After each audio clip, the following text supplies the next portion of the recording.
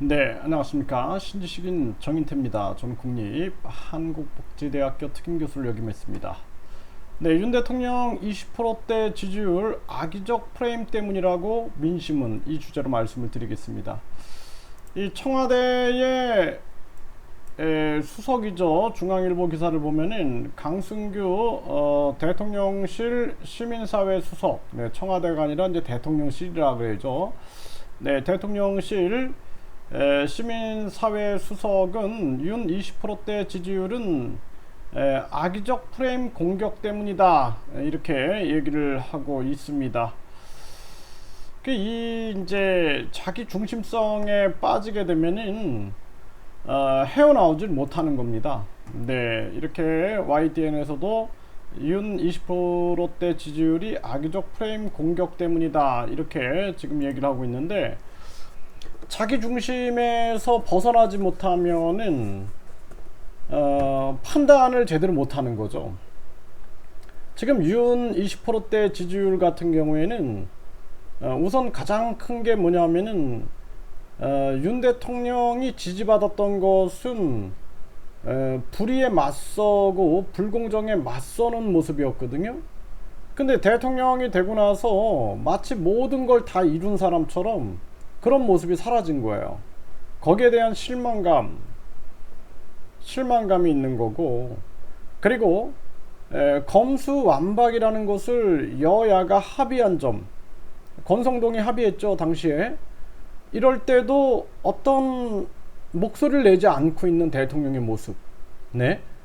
그리고 지금 우리나라 같은 경우에는 저출산, 고령화, 자살률, 그리고 서민경제 붕괴, 강력범죄 증가, 부정부패, 이것이 가장 큰 국민들의 불편한 심기입니다.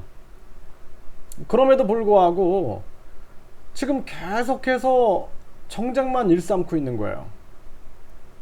그러다 보니까 윤 대통령에 대한 실망감이 계속 생겨나는 거고, 또 말을 했으면 지켜야 되는데 못 지키면 사과를 해야 되는데 그런 태도가 없는 거예요. 그래서 청와대를 광화문으로 옮긴다 그랬다가 광화문이 안 되면은 사과를 해야 되는데 갑자기 또 용산으로 옮기고, 그 비용 문제, 또 대통령 취임식에서의 또 비용 문제, 이런 데서 진짜 이 3년 동안 특수한 경우거든요. 대한민국은 3년 동안 코로나 때문에 많은 국민들이 진짜 죽지 못해 살면서 그러면서 버텼어요. 이런 걸 모르는 거죠. 이게 이제 국회의원이나 이런 소위 말해서 이 상류층들은 이런 걸 모르는 거예요. 서민들의 삶을. 그런 걸 모르니까 전혀 느끼지 못하는 거죠. 국민들이 힘들긴 뭘 힘들어, 이렇게 생각하는 것 같아요. 그러니까 국민들은 3년 동안에 지옥 고통에 있었기 때문에 이걸 벗어나야 되는데, 대통령이 되자마자 또 금리를 올려가지고 서민들을 벼랑 끝으로 몰고 있고, 계속 뭐 비투 뭐 비탄감이니 뭐니 하면서 불공정을 자행하고 있는 거죠.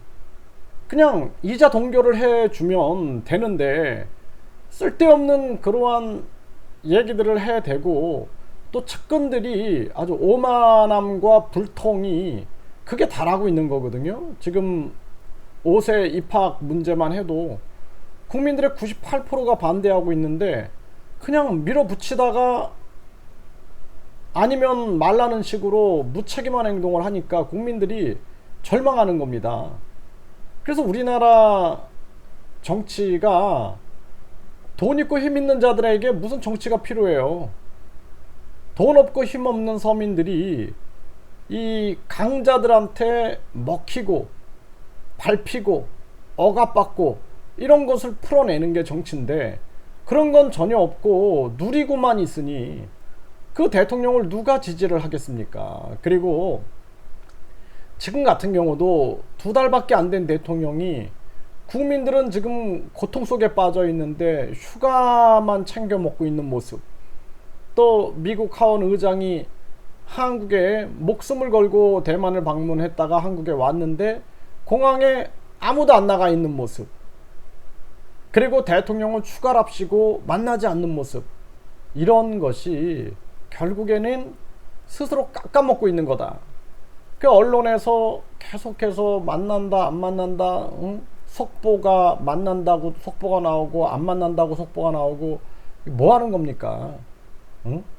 이 수준이 낮은 것인지 아니면은 공감 능력이 제로 상태인 건지 안타까움을 금할 수 없다. 저는 그렇게 생각을 합니다.